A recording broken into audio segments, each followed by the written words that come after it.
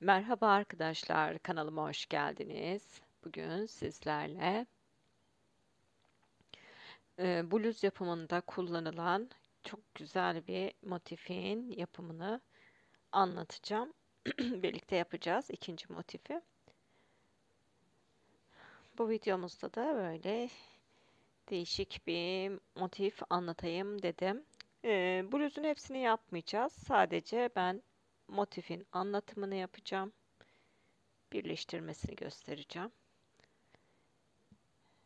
Bir de şekil olarak bluzun nasıl yapılması gerektiğini kağıt üzerinde anlatmaya çalışacağım. İsterseniz hemen başlayalım. Evet, öncelikle bu da dursun burada bu şekilde. 8 zincir çekerek başlıyoruz. 1, 2, 3, 4, 5, 6, 7, 8. Daha sonra ilk zincirimizin ortasından girip kaydırarak birleştirip bir halka elde ediyoruz. Benim kullandığım ip biliyorsunuz Alize Diva'nın silk efektini kullanıyorum ben. Tığ olarak da 2 numarayı kullanıyorum. Bunu daha ince iplerle de yapabilirsiniz. Hani dantel ipiyle de yapabilirsiniz. Çok şık bluz oluyor. Onu da söylemek istedim. 8 tane zincir çektikten sonra 1, 2, 3, 4 zincir çekiyoruz ve tığımıza ipimizi bir kere alıyoruz ve 3 kere de yukarı çıkıyoruz. Bu şekilde. Araya bir zincir, tekrar aynı işlemi bir kez daha yapıyoruz. Bir tığımıza bir kere alıyoruz ama 3 kere de yukarı çıkıyoruz. Ona dikkat edelim arkadaşlar. Biraz ortası kısmının geniş olmasını istediğim için bu şekilde yaptım.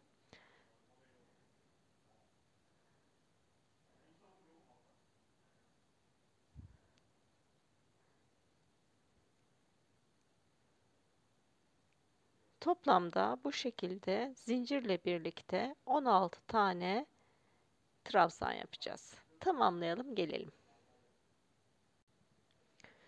Evet, 16 tane trabzanımızı yaptık. Bir zincirimizi çektik. İlk çektiğimiz zincirin üçüncüsüne girip kaydırarak birleştirdik. Şimdi hemen yan tarafa yine kayarak geçiyoruz orta bölüme, boşluğa. 1, 2, 3, 4, 5 zincir çekiyorum ve bir sonraki boşluğun orta kısmına batıyorum. Sık iğne ile tutturuyorum. Bir daha 1, 2, 3, 4, 5 zincir çekiyorum. Bir sonraki boşluğa tutturuyorum. 1, 2, 3, 4, 5 zincir. Bir sonrakine tuttur. Evet, bu şekilde bütün boşluklara beşer zincir çekerek sık iğne ile tutturup gelelim. Evet arkadaşlar, bakın şu en son birleştirme yerine geldiğimizde 3 tane zincir çekiyoruz. Tığımıza ipimizi alıyoruz. İlk yaptığımız zincirin dip noktasına batıyoruz ve 2 kere de yukarı çıkıyoruz. Şimdi bunu niye yaptık dersek 5 tane zincir çekmemiz gerekiyordu. Bu üçünü çektim. 2 tanesini trabzan yaparak tamamladım ve böylelikle zincirin orta kısmına gelmiş oldum. Onun için bu şekilde birleştirdim. Ben çünkü bu sırada ne yapacağım? Zincir çekerek başlayacağım çünkü ve içlerini dolduracağım. 5 tane zincir çekiyorum. 1, 2, 3, 4, 5 zincir çekiyorum. Tığıma 2 defa ipi doluyorum ve zincir boşluğumuza toplamda böyle 3 kere de yukarı çıkartarak 5 tane trabzan yapacağız.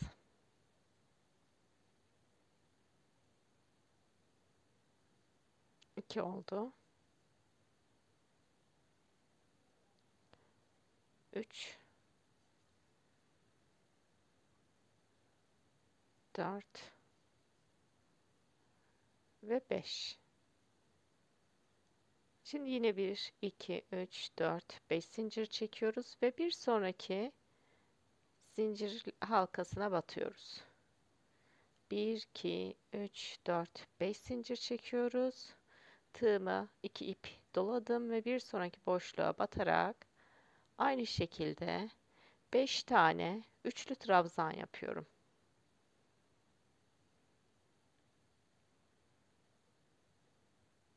3, 4 ve 5. Yine 5 zincir. Bir sonraki boşluğa battık. 1, 2, 3, 4, 5 zincir. 2 defa ipi doluyoruz ve bir sonraki boşluğa yine 5 tane üçlü trabzan yapıyoruz. Bu sırada yapacağımız işlem bu. Sıra sonuna kadar yapalım.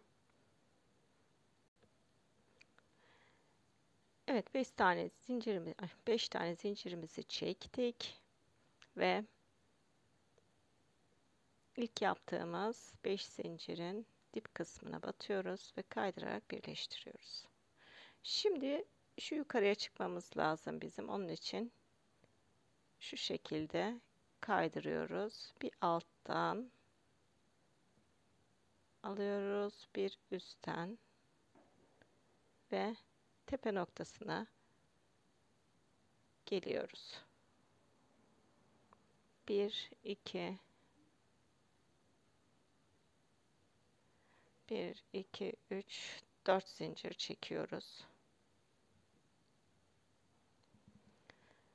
Daha sonra tığa yine 2 defa ipimizi doluyoruz ve aynı yere zincirle birlikte 3 tane olacak şekilde trabzan yapıyoruz. Zincirle beraber 3 olacak. Daha sonra bir sonraki boşluğa tek yapıyoruz. Bir sonrakine tek yapıyoruz. 2 oldu. Bir sonrakine tek yapıyoruz. 3 oldu. Son trabzanın tepe noktasına yine 3 tane trabzan yapıyoruz. Araya 1, 2, 3 zincir çekiyoruz. 2 defa tığa ipi doluyoruz ve bir sonraki trabzanın tepe noktasından giriyoruz. Başlangıç kısmına 3 tane, aynı yere 3 tane yapıyoruz. Sonra araya 3 tane tekli yapıyoruz.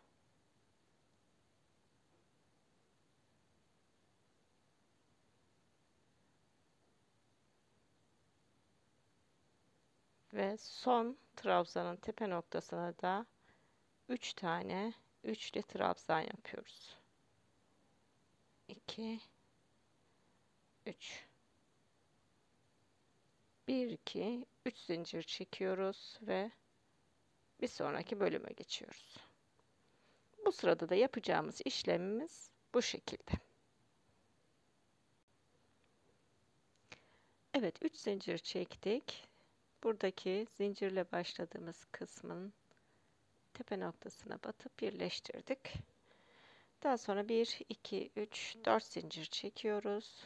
2 defa ipi doluyoruz ve aynı şekilde son 2 tane kalana kadar tek yapacağız burada.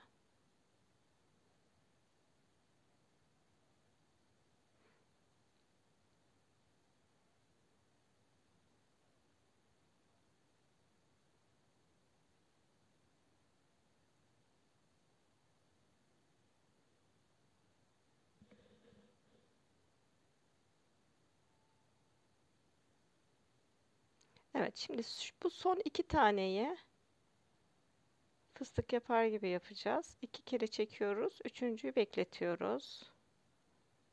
Yine 2 kere çekiyoruz. Tığımızda 3 tane var. Üçünü birlikte alıyoruz.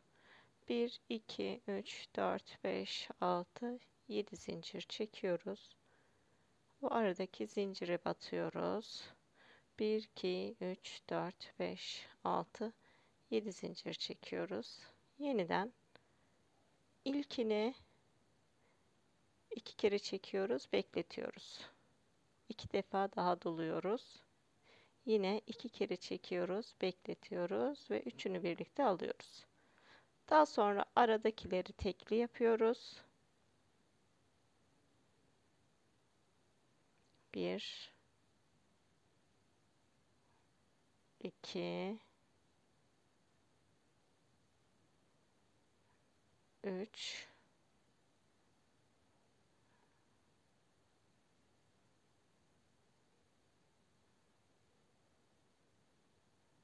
4, 5 tane tekli yapıyoruz. En son 2 tanesini yine başlangıçta yaptığımız gibi fıstık yapar gibi yapıyoruz. 1, 2, 3, 4, 5, 6, 7 zincir çekiyoruz ve zincire birleştiriyoruz. Yine 7 zincir çektik. Başlangıçtaki 2 tanesiyle sondaki 2 taneyi aynı şekilde yapıyoruz.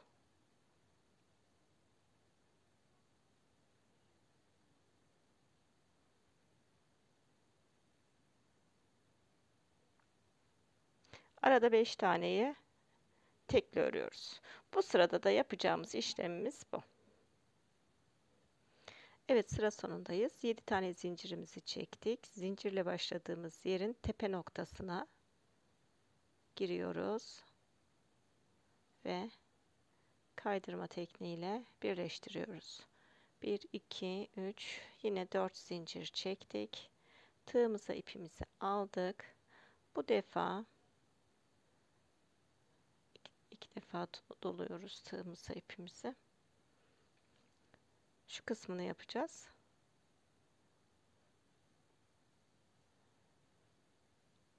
Bu çektiğimiz zincirle beraber 7 tane olacak.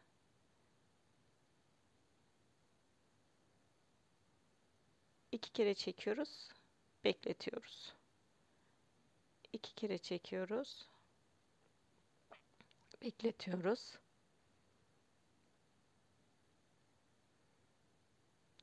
3, 4, 5 ve 6. Zincirle birlikte 7 oldu. Sonra hepsini birlikte alıyoruz.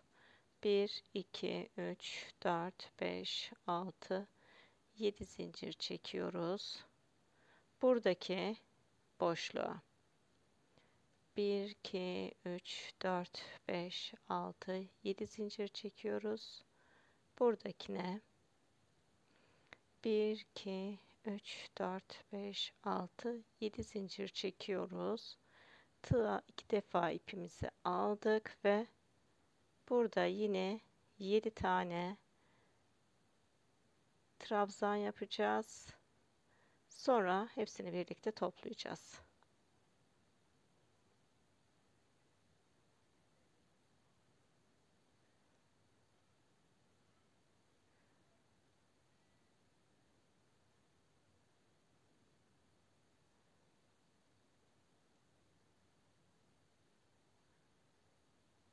Hepsini birlikte topluyoruz.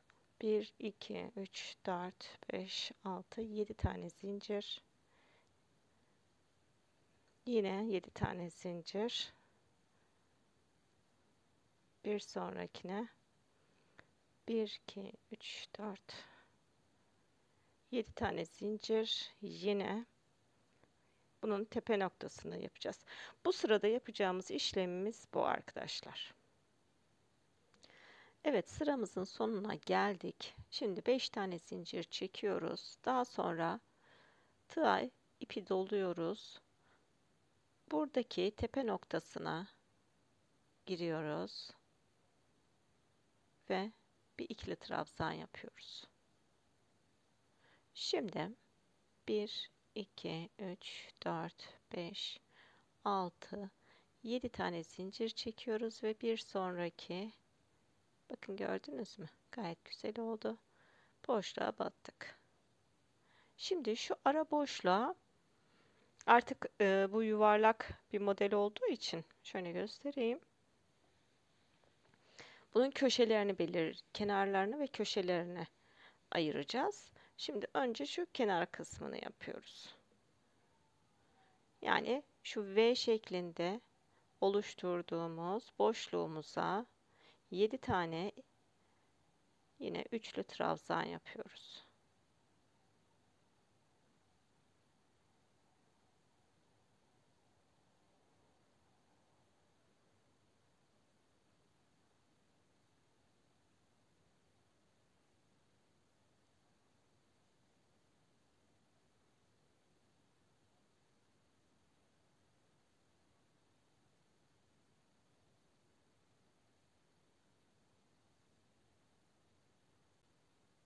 Bir, iki, üç, dört oldu. Şu kenar ve aradaki zincirin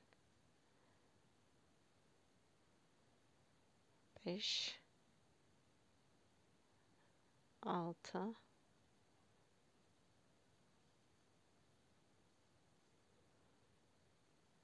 pardon, şurada zincir çekecektim, unuttum. Özür dilerim. Buraya battıktan sonra 2 tane zincir çekiyoruz ve 7 tane trabzan yapıyoruz.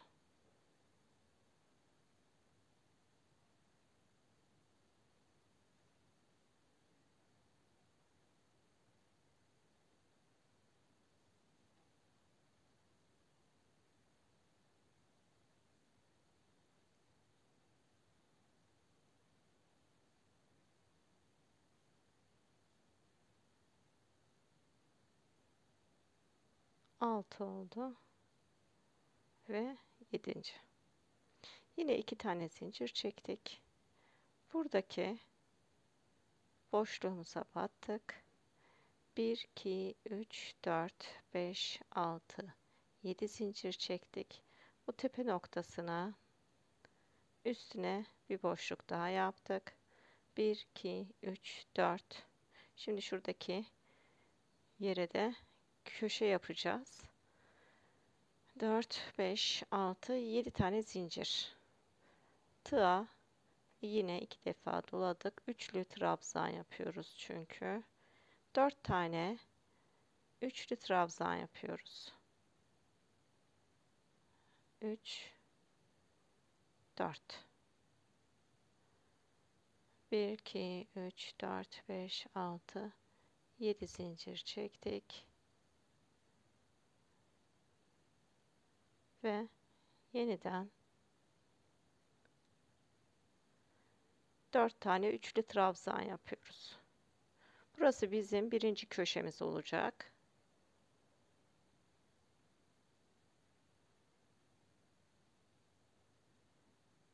Evet. 1, 2, 3, 4, 5, 6, 7 zincir çekiyoruz. Buraya batıyoruz. 1, 2, 3, 4, 5, 6, 7 zincir çekiyoruz. Bu kısma batıyoruz. 1, 2, 3, 4, pardon. Kenar yapıyoruz. 2 zincir çektik. 2 defa doladık. Buradaki V kısmımıza da 7 tane üçlü trabzan yapıyoruz.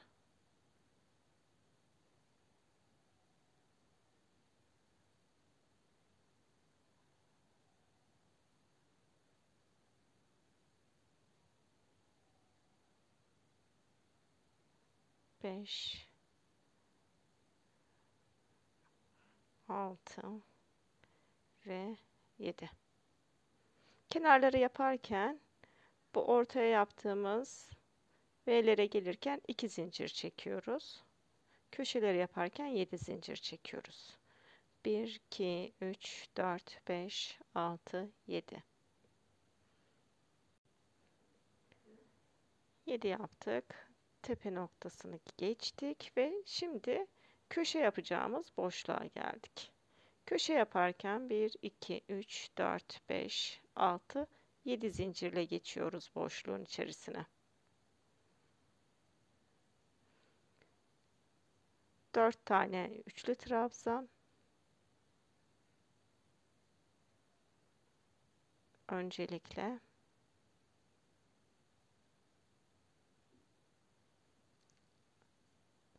7 tane zincir.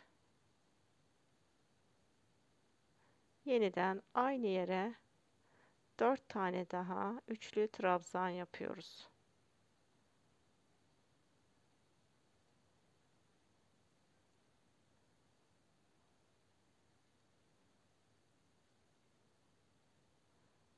Evet.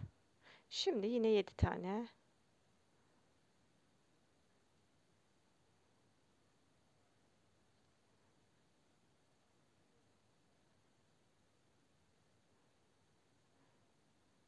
Evet, bir sonraki boşluğa geldik. Buraya kenar yapacağız. Kenar yaparken yanlara 2 zincir. Evet arkadaşlar, bu şekilde şöyle göstereyim.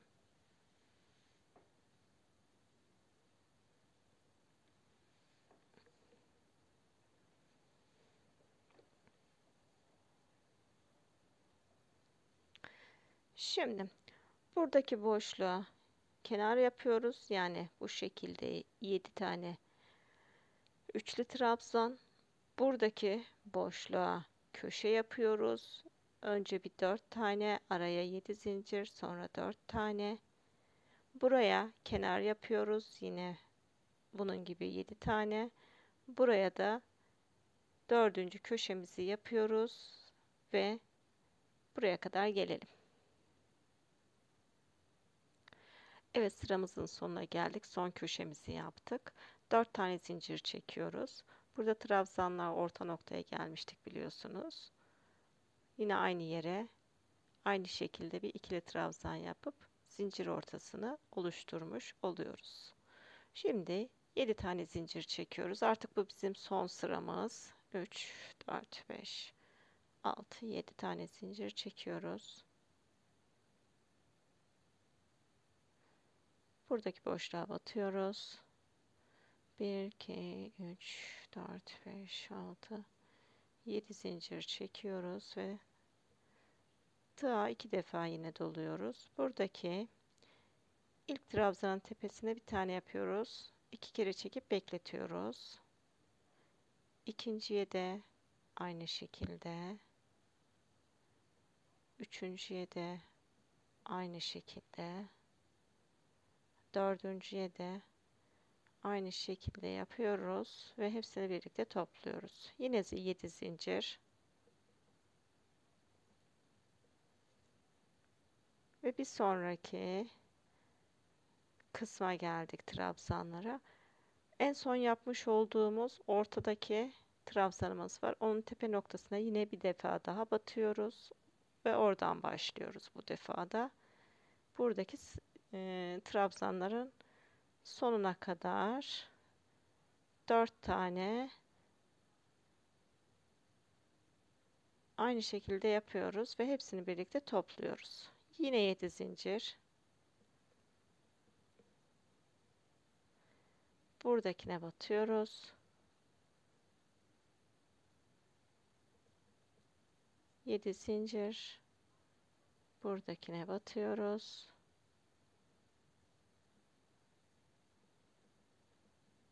7 zincir. Ta 2 defa ipi dola ve buradaki 4 taneye de diğer tarafta yaptığımız gibi fıstık yapıyoruz.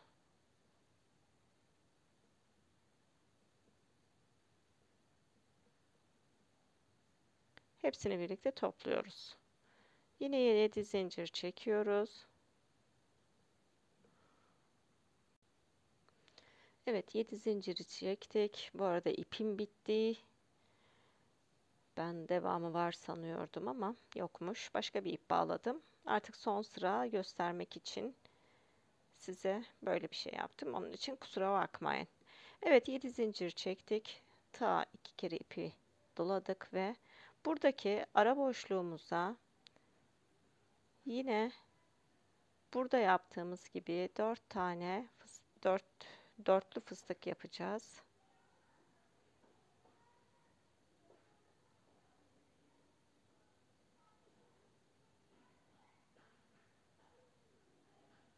Bu da dördüncüsü. Sonra hepsini birlikte topluyoruz. Araya hep 7 zincir çekiyoruz.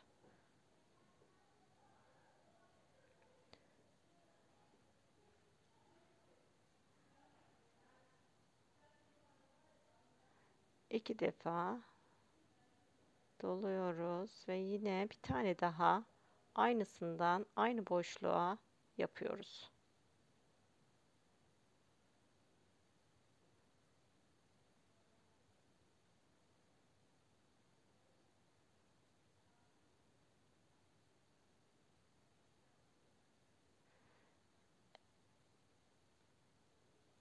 Yedi zincir çektik yine. Şimdi buraya yapacağız. Buradaki başlangıçta yaptığımız gibi.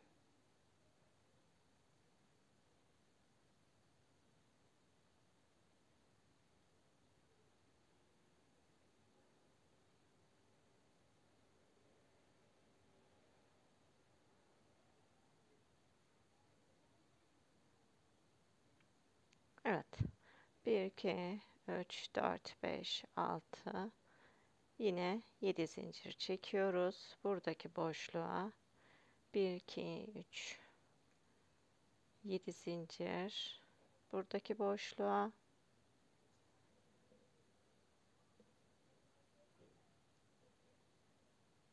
yine 7 zincir çekiyoruz. Kenara geldik.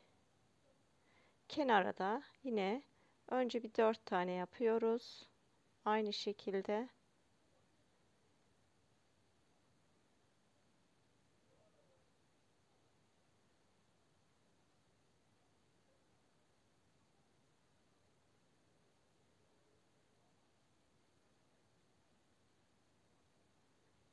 Evet. Hepsini birlikte topluyoruz. 7 tane zincir çektik yine. İlkini bu son yaptığımız dördüncünün olduğu yere batıyoruz.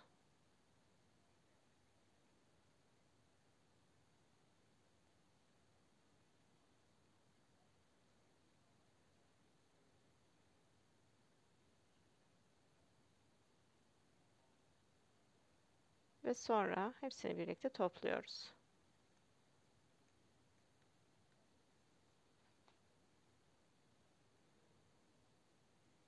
Yedi zincir çektik. Boşluğa battık. Evet. Şimdi şöyle göstereyim ben size yeniden. Şöyle motifimizi açtığımız zaman kenarı yapacağız. Önce buraya bir fıstık, sonra bu aradaki boşluğa 2 tane fıstık, sonra buradakine bir fıstık yapıyoruz. Aralara hep 7 zincir çekiyoruz. Buraya buradaki yaptığımız gibi 2 ayrı fıstık yapıyoruz. Daha sonra köşeleri yaparak buraya kadar geliyoruz ve bizim bu son sıramız. Tamamlayıp gelelim. Evet arkadaşlar, bitti. Son sıramızı farklı bir renkle yapmak zorunda kaldım. Tekrar özür dilerim. Şimdi ben size şöyle bir anlatayım. Bunu bluz yaparken şu şekilde öncelikle eğer ve yakalı yapacaksanız bunu bu şekilde yaka ayrımı için orta noktaya koyalım. Mutlaka bunu bu şekilde yapalım. Daha sonra bir şöyle, evet, biraz kameranın açısını genişlettim. Şimdi bunu böyle orta noktaya koyalım. Yaka ayrımı yapalım. Bir tane motifimizi bu tarafa, diğer motifimizi bu tarafa koyarak önce V kısmını oluşturmuş olalım. Diğerini de böyle koyacağımız için yaka için bir V'yi oluşturmuş oluyoruz. Onu oluşturduktan sonra geriye kalan alt kısımlar için kendi beden ölçünüze göre kaç tane motiften yapmak istiyorsanız kendi bluzunuzun üzerine koyup o şekilde ölçü alabilirsiniz. Mutlaka hani kendi üzerinize tam olan, çok sevdiğiniz duruşunu, uzunluğunu, genişliğini öyle bir bluzunuz varsa onun üzerine koyarak yapın. Bunu mutlaka ölçü olarak kendi kıyafetlerinizi kullanın. En doğrusu o olur. Standart ölçüler verdiğimiz zaman dediğim gibi tutmayabiliyor. Yani ip kalınlığından, el farkından tutmayabiliyor. Eğer daha böyle dantel ipi gibi e, bir iple, daha ince bir iple yapacaksanız, şöyle ben size hemen şurada göstereyim. Diyelim ki şöyle orta noktaya bir tane karemizi koyduğumuzu farz edelim. Şu şekilde. Pardon, çok kötü oldu bu ama. Daha sonra şu şekilde yaka için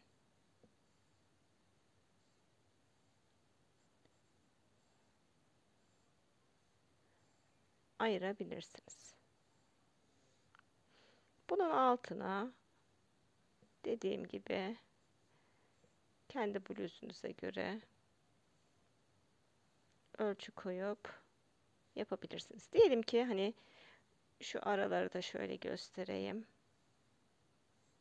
Çok çirkin oldu ama kusura bakmayın arkadaşlar.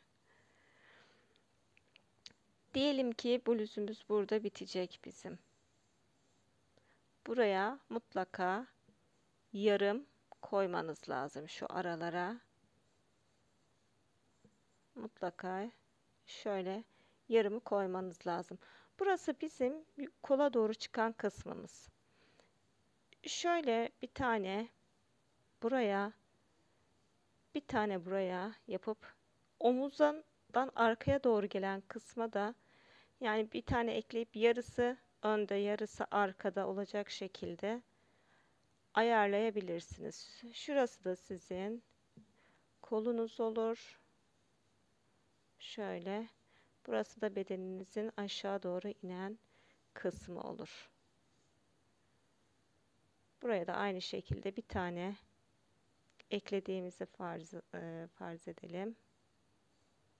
Ve buraya da şöyle yarım gelecek şekilde, yarısı arkaya, yarısı öne gelecek şekilde düşünürsek, buraya da bir yaka örebilirsiniz. Kabataslak böyle göstermiş olayım ben size. Dediğim gibi bunun uzunluğunu daha uzun isterseniz birer motif daha uzatırsınız. Şöyle diyeyim. Sonrakine yarım yaparsınız. Lastiğiniz de burası olur.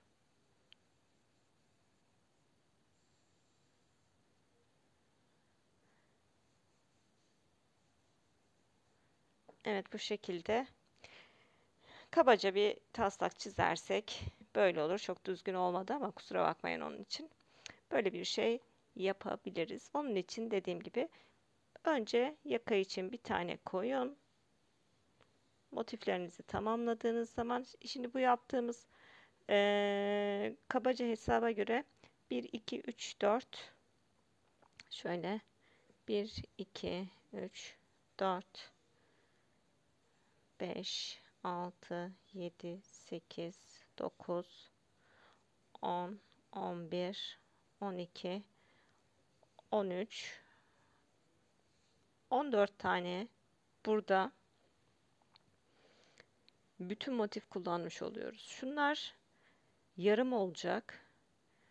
Bunlar şöyle 1, 2, 3, 4 tane yarım olacak. Arkada da aynı şekilde. Bunlar bizim hem ön hem arka için kullanacağımız. Yani yarısı önde olacak, yarısı arka tarafta olacak. Bunlar da aynı şekilde yarısı önde, yarısı arkada olacak.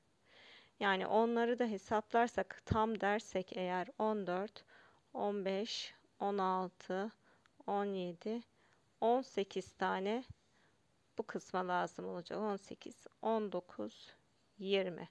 Ama arkayı hesaplarken bunları saymayacaksınız. 20, 21, 22, 23, 24, 25, 26, 27, 28, 29, 30, 31, 32, 33, 34 ilmek gerekecek tam olaraktan. Yani nasıl diyeyim? Büyük bir ihtimalle